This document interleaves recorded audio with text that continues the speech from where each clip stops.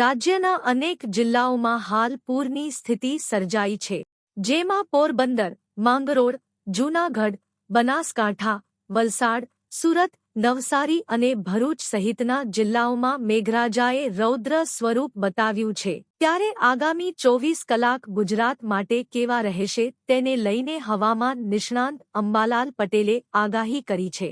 અંબાલાલ પટેલના જણાવ્યા મુજબ રાજ્યમાં આગામી 24 થી 48 કલાક અતિ ભારે રહેવાના છે।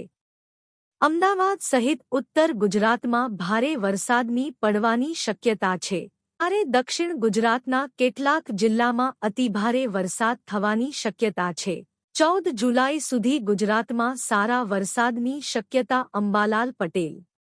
અંબાલાલ પટેલના જણાવ્યા મુજબ બંગાળની ખાડીમાં વરસાદી સિસ્ટમ સક્રિય થતાં 14 જુલાઈ સુધી ગુજરાતમાં સારા વરસાદની સંભાવના છે। હવામાન નિષ્ણાંત અંબાલાલ પટેલની આગાહી મુજબ અરબી સમુદ્રમાં પણ સિસ્ટમ સક્રિય થઈ શકે છે।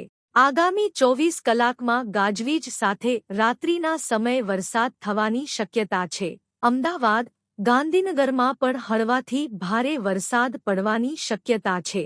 7 જુલાઈ સુધીમાં રાજ્યમાં વરસાદનું જોર વધશે। અંબાલાલ પટેલની આગાહી મુજબ દક્ષિણ ગુજરાતમાં આહવા, ડાંગ, વલસાડ અને સુરતમાં ભારે વરસાદ પડી શકે છે, જ્યારે દક્ષિણ સૌરાષ્ટ્રમાં ભાવનગર, જૂનાગઢ અને અમરેલી હળવાથી ભારે વરસાદની સંભાવના છે। 11 જુલાઈએ અષાઢી પાંચમે રાજ્યના ઘણા ભાગોમાં વરસાદ થઈ શકે છે। આગામી 7 જુલાઈ સુધી રાજ્યના ભાગોમાં વરસાદી ઝાપટાનું પ્રમાણ વધી શકે છે।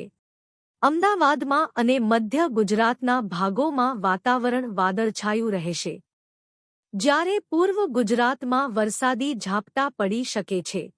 15 જુલાઈએ બંગાળના ઉપસાગરમાં ડીપ ડિપ્રેશન રચાશે।